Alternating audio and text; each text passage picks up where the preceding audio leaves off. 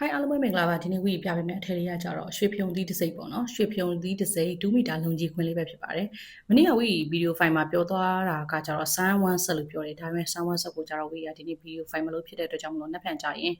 ဆန်းဝမ်းဆက်ကလေးကိုဝီဗီဒီယိုဖိုင်လေးလုပ်ပြီးတော့မှဖြစ်ပါတယ်အခုဒီစိမ့်လေးကကြတော့ရွှေဖြုံသီးတစ်စိမ့်ပေါ့နော်ဖယုံသီးတစ်စိမ့်လို့ပဲခေါ်ပါတယ်ဖယုံသီးတစ်စိမ့်2မီတာလုံးကြီးခွင်းအနံကြီးဖြစ်ပါတယ်မှုတက်စင်လေးဖြစ်တယ်နော်သူကအစင်လေးတွေအရန်လှတယ်ဝီမှုတက်စင်ရောင်းတဲ့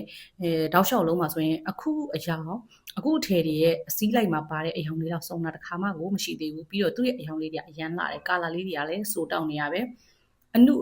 အယောင်အနုလေးတွေရောအယောင်ရင့်လေးတွေရောဆိုရင်သူကတော်တော်လေးစုံတယ်လို့ပြောလို့ရတယ်တချို့အယောင်လေးဆိုတော်တော်ရှာရှာအယောင်လေးလည်းပါတယ်ပေါ့နော်အယောင်လေးမှာဆိုရင်တော့လူကြီးကြိုက်တွေရောလူငယ်ကြိုက်တွေရောအကုန်အစုံပါပါတယ်လူငယ်ကြိုက်တယ်ဆိုလို့ရှိရင်တော့လူငယ်ကြိုက်ကအယောင်လွန်လည်လေးတွေလှလှလေးတွေကိုကြိုက်ကြတယ်ပေါ့နော်လူကြီးတွေကြတော့အယောင်မိုင်းတာလေးလည်းကြိုက်မယ်လွန်တာလေးလည်းကြိုက်မယ်အခုဒီအထည်လေးကကြတော့လူကြီးရောလူငယ်ရောကြိုက်မယ်အစင်လေးတွေ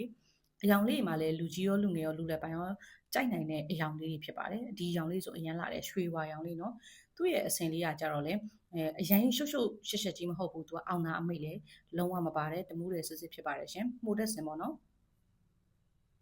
ဒီရောင်လေးဆိုအပြာရောင်လေးအပြင်မှာဆိုတော်တော်လေးလှတယ်ဒါလေးကကြတော့အယောင်လေးကနုနုလေးသူ့ရဲ့အယောင်လေးကဘယ်လိုပြောရမလဲဆိုရင်ခဲအောင်ဖြော့ဖြော့လေးတခြားအဝါနဲ့ခဲနဲ့ဖောက်ထားတဲ့အယောင်မျိုးလေးပေါ့နော်သူ့အစင်လေးကလည်းဘိုးဆန်နဲ့ဆန်းနဲ့တမျိုးလေးပဲသူကပြီးတော့သူ့ရဲ့အစင်ကမျက်စိရှုပ်တဲ့အစင်မျိုးမဟုတ်ဘူးမျက်စိလည်းမရှုပ်ဘူးသူတို့ရဲ့အစင်တွေမှာမျက်စိရှုပ်ရှုပ်ရှက်ရှက်ခက်ခက်ကြီးတွေလုံးဝမပါဘူးနော်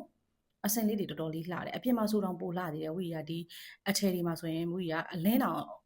င်းတောင်တဲမထားဘူးပေါ့နော်ဘာလို့ဆိုရင်တချို့အယောင်လေးကအပြင်အယောင်နဲ့ကွဲပြားသွားမှဆိုတဲ့အတွက်ကြောင့်မလို့ဝီကအလင်းတဲမထားဘူးဘာမှ editing လုပ်မထားဘူးပေါ့နော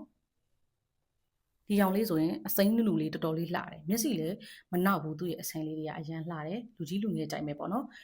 ်သူကခြိသားစစ်စစ်100ရာခိုင်နှုန်းခြိသားစစ်စစ်ဖြစ်တယ်2မီတာလုံကြီးခွင်းပါရှင်ရွှေဖြုံသီးတစ်စိတ်ဖြစ်ပါတယ်လက်လီတစ်ထည်ဝီက2100ရောင်းပါတယ်ရှင်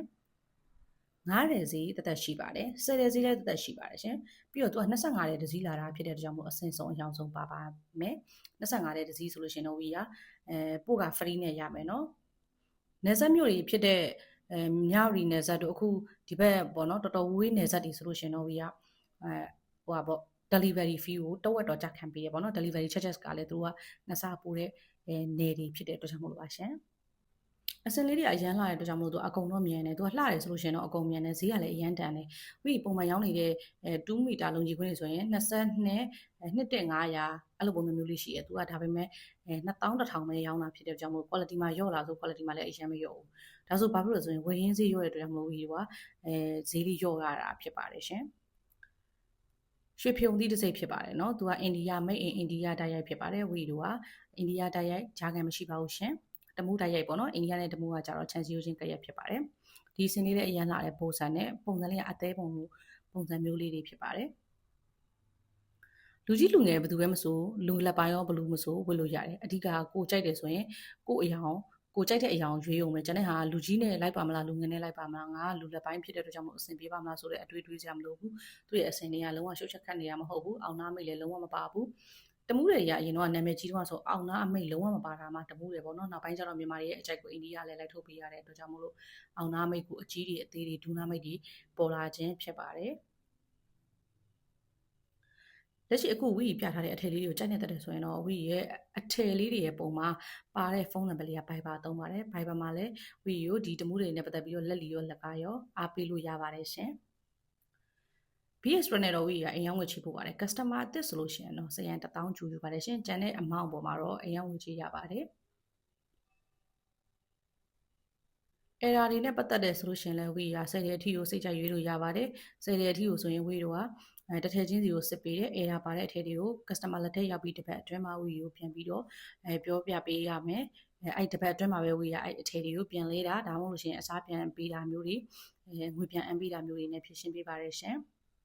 ဒါရွှေဖြုံသီးတစ်စိတ်တွေဖြစ်ပါတယ်အသားအရန်ကောင်းတယ်တမူးချီသားစစ်စစ်100ရာခိုင်နှုန်းတမူးချီသားစစ်စစ်အိန္ဒိယချစ်စစ်နဲ့ရက်လုပ်ထားပါတယ်ရှင်အစင်လေးတွေအရန်လာတယ်နောက်ဖက်မှာဆိုလို့ရှိရင်လည်းဝီရအကုန်စုပြီးရိုက်ထားတဲ့ပုံလေးလည်းပါတယ်အနောက်အပီးထိပေါ့နော်ဗီဒီယိုဖိုင်လေးရဲ့အဆုံးထိကြည့်သွားပေးအောင်နော်နောက်တဲ့ဗီဒီယိုဖိုင်မှာဆိုရင်ဝီတကယ်ကိုဒီတစ်ခေါက်တော့ဆောင်းဝက်ဆက်ကလေးကိုနက်ဖြန်ညပေါ့နော်8နာရီခွဲလောက်ဆိုရင်တော့ဆောင်းဝက်ဆက်ကလေးကိုတင်ပေးသွားမှာဖြစ်ပါတယ်ရှင်ဒါလေးက25ရက်တစီရဲ့အပြန့်ပုံလေးတွေစုရိုက်ထားတဲ့ပုံလေးတွေဖြစ်ပါတယ်ရှင် 25တဲ့တစ်စီးလာတာဖြစ်ပါတယ်ရှင်။